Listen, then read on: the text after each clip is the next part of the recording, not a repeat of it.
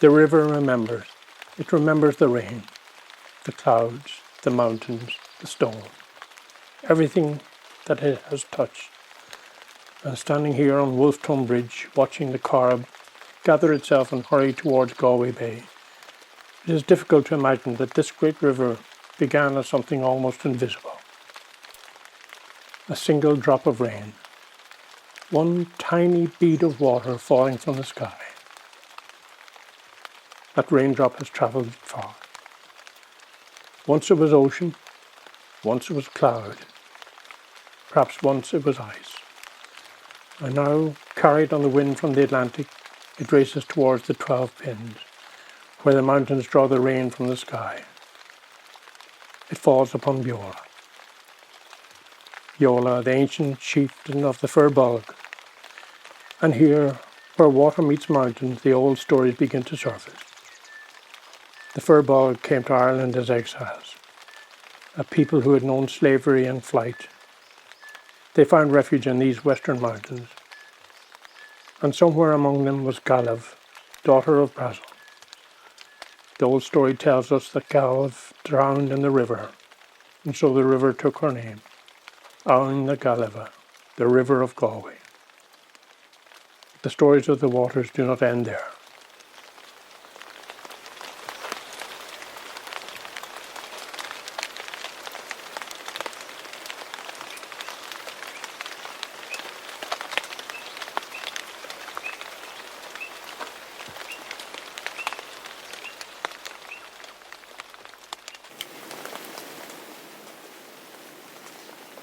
There was another, Manan Maclear, Orbson, warrior, sea god, keeper of the threshold between the worlds.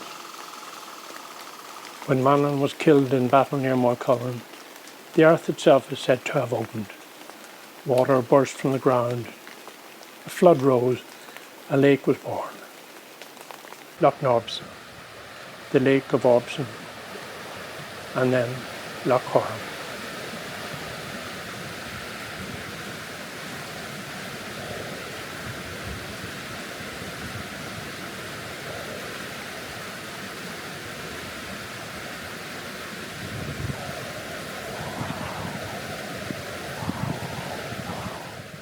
So the river carries more than water. It carries the dead, the drowned, the gods, the exiles, the stories of those who came before us. It flows between the mountains and the sea, between the earth and sky, between memory and forgetting, and perhaps even now between this world and another.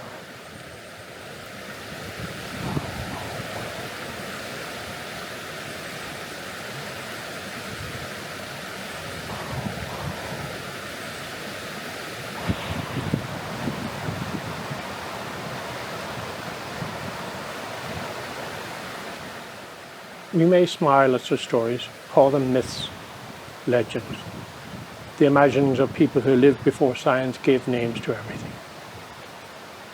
And yet, walk beside the Corrib at dawn, stand quietly, listen, and see if the river does not seem to know something that we have forgotten.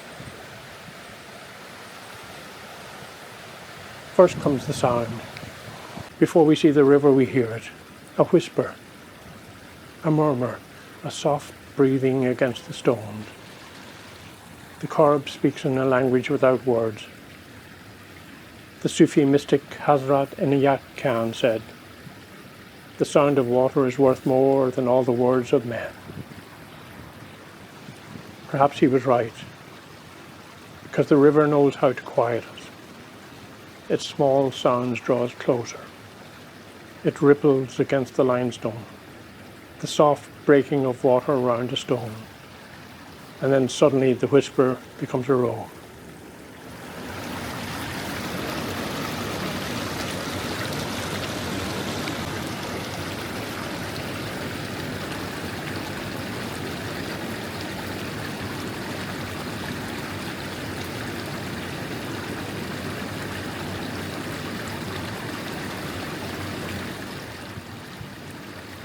The river gathers its strength. It rushes, it falls, pulsing against the riverbank, and something inside us responds. The noise of the world becomes smaller. The noise inside our head begins to fade. For a moment there is only water, moving, falling, breathing, and we listen.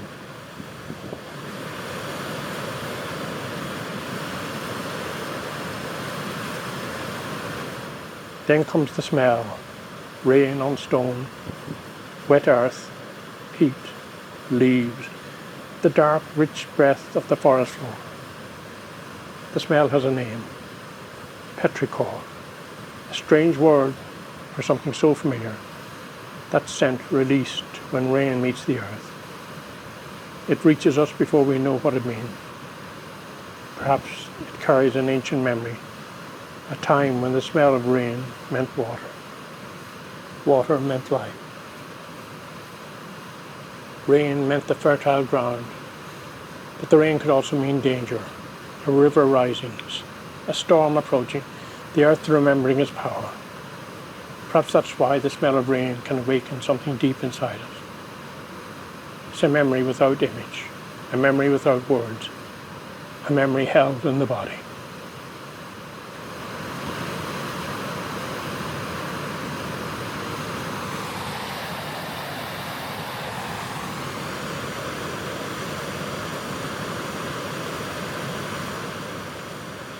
And then we look at Menlo, where the loch releases the river. The Corrib seems almost reluctant to leave. It drifts, it turns, it gathers the light. And then, little by little, it changes. The quiet water becomes a movement. The movement becomes momentum. And the momentum becomes force. The river has many phases. Silver in the morning, golden in the evening light. Soft as a memory, violent as a storm. It changes constantly, and yet we recognize it. Perhaps that's why we return. Because the river changes while somehow remaining the same. And in watching it change, we recognize ourselves.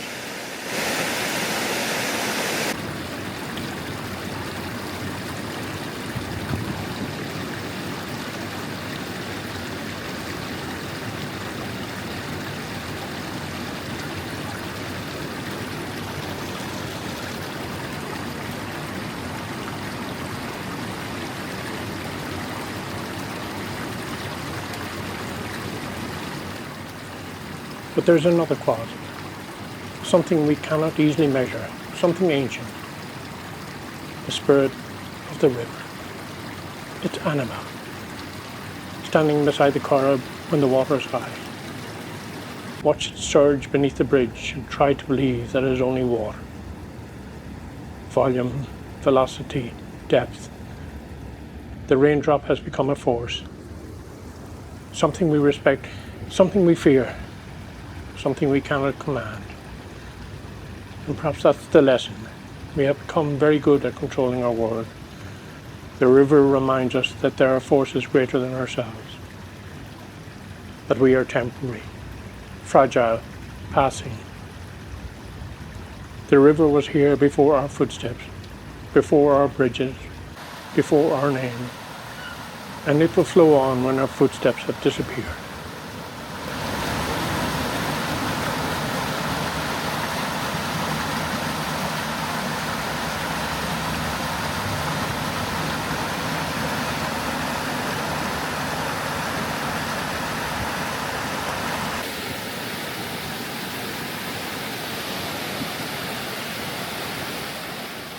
Perhaps that's why we come to the water when we are troubled, when the mind is tired, when the heart is heavy, when we need to escape the noise. We do not always know what we are looking for. We simply walk, we follow the water, and slowly something changes. The river does not ask questions, it does not demand answers, it simply moves.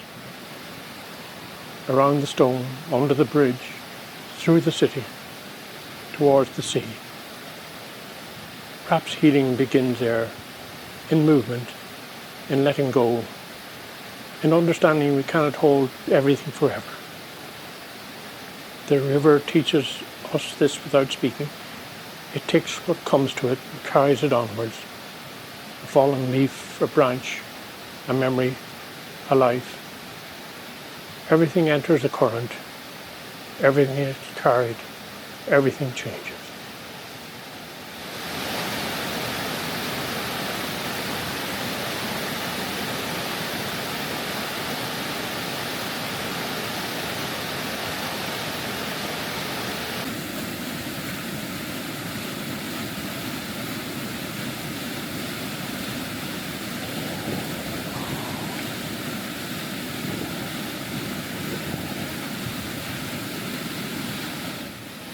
And perhaps the greatest comfort is this: the river does not need us. It does not need our permission to flow. It does not need our understanding. It simply exists, ancient, restless, patient. And for a few moments, when we stand beside it, we become part of that great movement. The rain becomes the loch becomes the river becomes the sea becomes the cloud, and the cloud returns as rain. Nothing is lost, nothing is still, everything flows.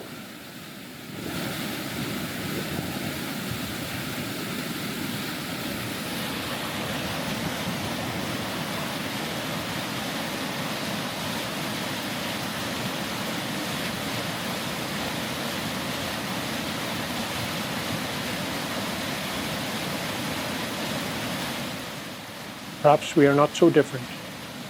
Perhaps we too are only passing through, carrying the memory of everything we have been, moving towards everything we have yet to become. And somewhere beneath the noise of our lives, the river is still speaking, still whispering, still remembering, still flowing, waiting for us to stop and listen. As Thoreau wrote, "A river is a place where you can go to forget the world and find yourself." Perhaps the Corrib offers us something even more profound. Not a place to forget who we are, but a place to remember.